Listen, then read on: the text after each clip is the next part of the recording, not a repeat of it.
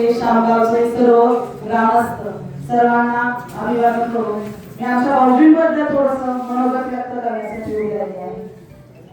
भाऊजींचा आणि माझा संबंध एक 22 ते 23 वर्षापूर्वी आहे. त्याच्यानंतर मला असं कळलं की भाऊजी CRPF इथे सर्व्हिस त्यांना मिलिटरी आणि डिफेन्स एरिया मिलिटरी खूप स्ट्रिक्ट असतात, कडक स्वभाव असेल अशी एक मनात भीती होती थोडीशी.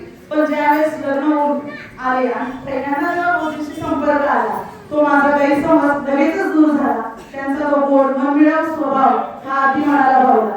जसा भाऊजींचा गोड मनमिळावू स्वभाव तसाच आमच्या ताई की ज्यांनी त्यांना आयुष्यभर साथ दिली ती साथ कुणी कधीही विसरू शकणार नाही. आज खंबीरपणे 37 वर्ष या मंत्रीची सेवा केली आहे. त्याच्या मागे आमच्या ताईंचा तितकाच मजबूत असा कणा आहे. एक क्षणभरही काही कधी खचले नाही. मी पाहते त्यांना तेव्हापासून पाहते की ज्यावेळेस भाऊजी नेहमी बाहेर असायचे. तळेगावचा 6 वर्षाचा कालावधी सोडला तर सगळेच पोस्टिंग त्यांचे खूप दूर होते. अगदी गडचिरोली म्हणा, महाराष्ट्रातील किंवा ते काश्मीरमध्ये, नंतर त्रिपुरा, नागालँड अशा अनेक ठिकाणी त्यांची सेवा झाली आहे. आणि प्रत्येक सेवा ही ऑफिसमध्ये टेबलवर बसून नाही तर ती अतिशय डोंगर दऱ्या बर्फामध्ये कठोर अशा ठिकाणी त्यांची सेवा झाली आहे. आणि ही सेवा करत असताना कधी त्यांना घरची आठवण आली तरी त्यांचे काय घरचे प्रॉब्लेम असले ते ताईंनी कधी त्यांच्यापर्यंत पोहोचू दिले नाही. त्यांचे सासू सासरे म्हणजे भाऊजींचे आई वडील कधी आजारी असतील किंवा काय असतील पूर्ण सेवा मुलांना सांभाळून त्या एकट्या करत होत्या. कुठलीही तक्रार कधी केली नाही.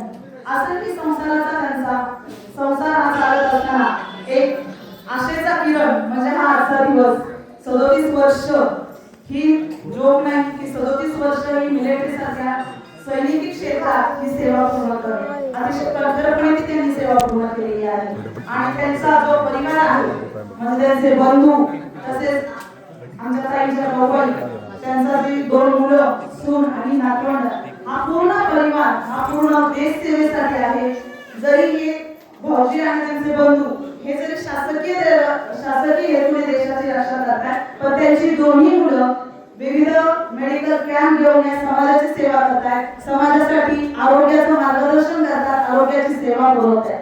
त्यांचा वसा घेऊन हा वारसा अखंडपणे शामगावमध्ये चालू आहे. शामगावमध्ये चालू असताना देहूनगरीमध्ये जे त्यांचा परिवार आहे तिथेही त्यांचं समाजकार्य असाच पद्धतीने चालू आहे. म्हणजे शामगावमध्ये जन्म घेतलेल्या या पुत्राने पूर्ण शामगाव पुत्र मर्यादित न राहता पूर्ण देशभर पूर्ण महाराष्ट्रात सगळीकडे हा सेवेचा वारसा अखंडपणे चालू ठेवलेला आहे. आणि जो देशाची समाजाची अखंड सेवा करतो देवही त्याच्या पाठीशी सतत असतो. आणि अशा या परिवाराच्या सोबत देवाचं पुण्य आणि सर्व लोकांचं पुण्य हे त्यांच्या पाठीशी आहे. आणि इथून पुढचं त्यांचं हे आयुष्य आरोग्यमय आनंदी आणि ज्या काही इच्छा अपेक्षा अपूर्ण राहिल्या त्या पूर्ण हो. आणि आमच्या ताईच्या एक आग्रहाचं मागणं आहे की आमच्या ताईच्या ज्या काही इच्छा राहिलेल्या आहेत तर तुम्ही इथून पुढच्या काळात आधी हट्ट